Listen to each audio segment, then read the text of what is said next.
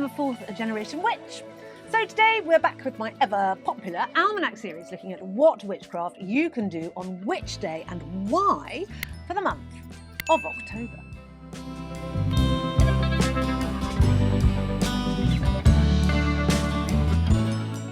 So for those of you who've never seen me before, these videos are all about the witchcraft practices that you can do throughout the month of October. Now, what we're going to start with is a general overview of the witchcraft practice that you might do throughout the month, and then we will look at the nitty-gritty day-to-day detail of what witchcraft you can do when and why. So with that said, let's start with my overview. October is a time of changing seasons, and the weeks surrounding changing seasons are always quite chaotic. And with Samhain, Halloween, round the corner, these are especially chaotic times. Now, I really enjoy this sort of, frisson of excitement. We don't know quite what we're doing. We're trying to finish off our harvest. We're trying to batten down the hatches to prepare for winter. It's all a bit fizzy with excitement. Now, you may or may not have noticed, that in the UK anyway, that this year is something called a mast year. And this is when all the bushes and the trees and the shrubs and the plants produce a huge amount of seeds, berries and fruit. We think this is an evolutionary cycle that they go through. So one year there's so much around that some of those seeds won't be eaten, will get through to next year and grow. Now, as a result, there is thousands and thousands of berries and plums and damsons and all the good stuff to eat, but particularly apples, walnuts and grapes. These are in season at this particular moment, and if you eat all three together, they are a powerful aphrodisiac. Should you be looking for a little pep in your stride, have essentially what is a Waldorf salad. Looks delicious. The wonderful apple finally comes into season, and this is when certain types of apples are at their best. Now, should you wish to have one of Merlin's own apples, and we're talking about the wizard Merlin, who lived on Bardsey Island. He might have been a figure of, folklore. However, there is strong folkloric evidence to point that he might have been actually a real figure, a druidical style leader who practiced magic. Anyway, he was known to live in this place called Bardsey Island, and on Bardsey Island there are Merlin's apples. These are a completely individual strain of apples, and you can buy trees for this strain now and plant them and grow them, and these are potentially Merlin's own apples. Traditionally, apples were food for the dead. Should you be going to a funeral or visiting a grave this month and next, in fact, it is a very good idea to take some apples, cut them in half and leave them as offerings on the graves. These offerings will be accepted by the dead and is supposed to nourish their soul in the afterlife. Well, I suspect it doesn't, but you will certainly feed a couple of badgers, foxes and rabbits maybe, which is all to the good in my opinion. October is of course the start of when the leaves really begin to drop, and there is an old tradition that if you should catch a leaf falling from the tree in October, it will give you a month of happiness in the coming year. Because remember, our witches' year starts on the 1st of November, so we're coming into the end of the year, hence the changing seasons. So if you catch 12 leaves in the month of October from a falling tree, you will have 12 months of luck. However, if it's not October, it's still a really good thing to do, because then you get a day. You will have one whole day of luck in the coming year. And lastly, the overarching trend for October, as we will see when I get into the day-to-day detail, is for divination. This is the month when your divinatory skills are really put to the test, and so do try and have a go. Whether it's tarot, runes or the pendulum, anything along those lines, I quite like, if I can get them, quite like these. These are divining rods, and you use them in a yes and no format. If I say, can I have a yes? And that's my yes when it crosses. And my no on these is when they go like this. However, I do particularly like a divining rod, and it's a great time to get into something along these lines if you haven't practiced divining before. So that is my overview. Do some divination, especially love divination. Collect loads of apples, eat some in a Waldorf salad for a little bit of a pep in your stride, and use the apples that are in season for varying spells in your practice, such as feeding the dead. So, with that said, let's get into the day-to-day nitty-gritty detail. And of course, we're going to start with the 1st of October. The 1st of October is the date where you traditionally start your meat preservation. We're, of course, killing the stock that we don't want to feed throughout the winter and just keeping the breeding stock for next year. So we need to do something with the meat that's in excess at the moment, and this involves preservation techniques. So we would be salting and boiling and putting them in a meat pudding. Meat puddings are where meat and vegetables are, a casserole essentially, are encased in a suet crust, which forms an airtight seal around it. Or they're boiled in a sort of membrane bag, such as a haggis or sausages, and this will preserve the meat because it forms an airtight seal. Should you be boiling a haggis or boiling a meat pudding at any time, then you must make sure that as you place the pudding into the pot of water, you dedicate it to an absent loved one. Otherwise, it will burst and your meat will spoil. 4th of October is quite a sad day for me because it is the day that the swallows leave for the brighter climes of Africa. I'm always sad to see them go because it means summer's over. And as anybody who knows me, summer is my season. I like to lie on a beach in the hot weather, baking in the sunshine. And I find it a bit cold in the winter and slightly depressing and not great in the winter. The 5th of October is an excellent day for divination, and there are several different traditions associated with today depending on where in the world that you live. In the southwest, we like to make a dreaming cake. Now, this is a very important cake. We make it, and there's lots of variations of this cake, with flour, water mixed with a bit of soot. I know. Some people like to put in urine of a maiden. Some people like to put in raisins and suet so that they can eat it later. However, in the West Country, you should mix up your flour, water and soot and bake it hard. Whilst you're doing the mixing and the baking, you must remain silent. This is very important. When you have cooked it, split it into 3. 1/3 you place under your pillow to help you dream of the future. 1 piece you eat and 1 piece you leave out for the fae. Very important to placate the fae during this month because they are at their busiest. I don't recommend this cake because it sounds revolting, and I think you can probably do some sort of spell with just a normal cake. The other thing you can do if you don't wish to dream of your future by a dreaming cake is to look at oak apple galls. Break it in half and see what's inside. If you find spiders inside it, it means that the coming year is going to be a naughty year. Not that you're going to be naughty, but the year will be naughty to you. So not a good year. If you find flies inside of it, it means it's going to be a great year. And if you find maggots inside of it, it's going to predict a death. So, if you don't wish to see a death on the cards, why not use the oak galls to make ink, a la your forebears of those who wrote the Declaration of Independence. The 7th of October is the night of the full moon. This full moon is actually the harvest moon because it's the closest full moon to the equinox in September. It's also called the blood moon and the wine moon because the wine is being created at the moment, and blood because we are slaughtering our stock for the winter, and the full moon would give us extra light with which to do so. Well, this moon is quite a sort of important moon in a witch's calendar.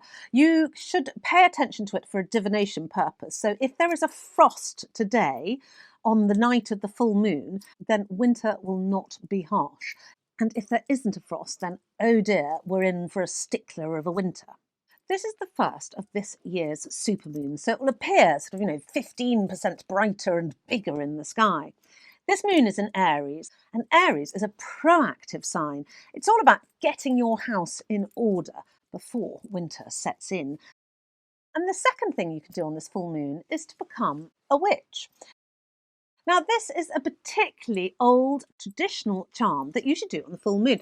I don't know if I ever did this, but I've known about it for a long time, and it's called the 7 Witches Charm. And you need to be by a beach on this night. I want you to lie on the beach in the ebb of the tide, meaning the area between the highest point of the tide and the lowest point of the tide. Take 7 stones, place one on by each leg, one by each arm, one on your chest, and one on your heart, and finally one by your head.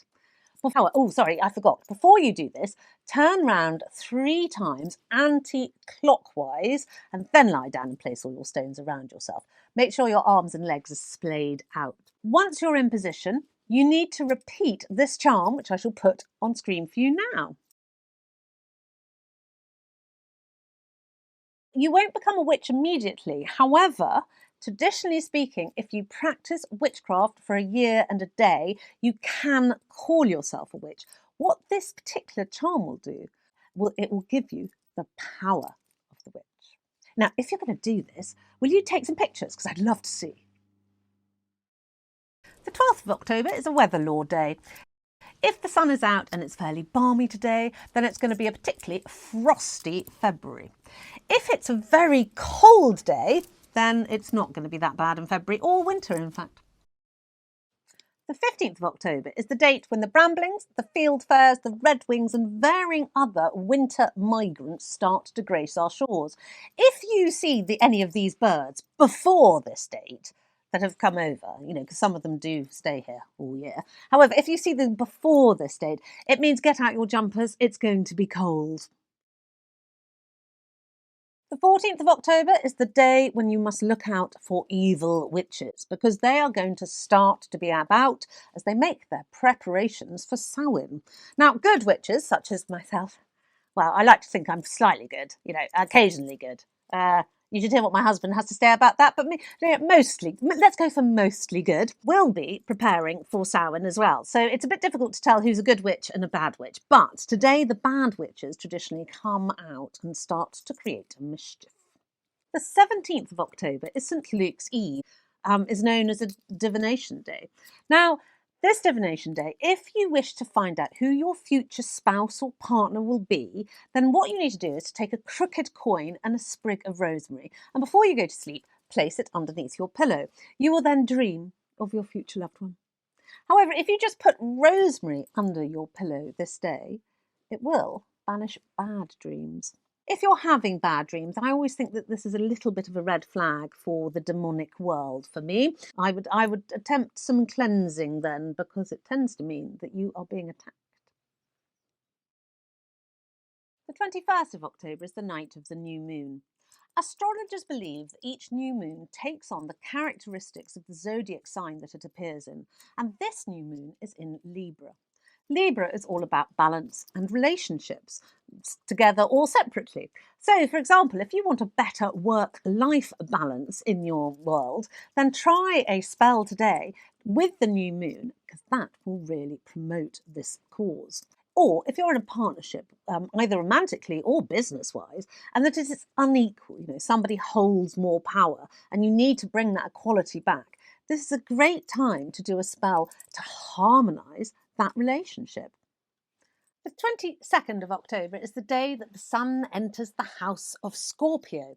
So, as ever, we're going to read from the calendar of shepherds from 1604 to see what they say about the Scorpio man and the Scorpio woman. So, the man born under Scorpio shall have good fortune, but he shall be a fornicator, a great one, and his first wife shall become too religious, presumably so that he can't then fornicate with her. He shall suffer pains in his privy members. Possibly he gets a little bit of some STD, who knows? And he shall be hardy as a lion. He shall be merry and love good company of merry folk. He shall be in danger of enemies at 24 years old. Should he escape, he shall live until 84. So, that's a Scorpio man, a great fornicator. Let's see what they say about the Scorpio woman. The woman shall be amiable and fair. She will not be long with her first husband, and afterwards she will enjoy another. She shall suffer pain in her stomach and wounds in her shoulders, and ought to fear her latter days, which shall be doubtful by reason of venom. I have no idea if that means actual venom or sort of metaphorical venom. Oh well, she shall live 70 years after nature. Gosh. I presume it's venom from Scorpios, so that's where they get them from. Well, does this have anything to do with you? Are you Scorpio? Can you let me know in the comments below? The 22nd of October is a very important day because it is traditionally the day when Christians believe that the earth was made.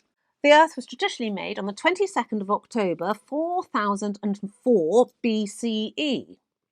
Now, this date was worked out by James Ussher from the Annals of the World in 1658. So, I think he might be wrong. I'm just going to put that out there and let you discuss. Oh, please feel free to disagree with me because it makes me laugh if you do. The 27th of October is one of the most important days of the year, according to the West Country farm folk, and possibly me, because it is the day when the cider apples are considered sweated enough, so they fermented a bit on the ground, that you can now pick them to press for cider. Oh, how delicious is all I can say. Love cider. The 27th of October is also National Black Cat Day. I mean, this is a great day for black cats everywhere. I personally have one. If you have a black cat in your house, this is considered lucky. If you're a fisherman, it means that you will come back alive from your last fishing trip. If you stroke a black cat, this invites a wish. And if a black cat is your familiar as a witch, after 7 years' service of your familiar, that black cat can turn into a witch themselves. I love a black cat. I've got one, and she's an absolute cutie. She's also a male. I have a trans cat. The 29th of October, it's very important. Should you wish to keep yourself safe during Halloween, you should bring a spayed dog. That's a female dog who's been neutered. You bring a spayed bitch into your home and keep them there. This will deter evil spirits from entering. Tried and tested this. There's so much anecdotal evidence to suggest that a spayed bitch prevents evil spirits entering your home.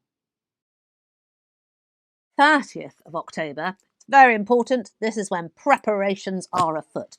You need to build your bonfire and lay in a stock of salt.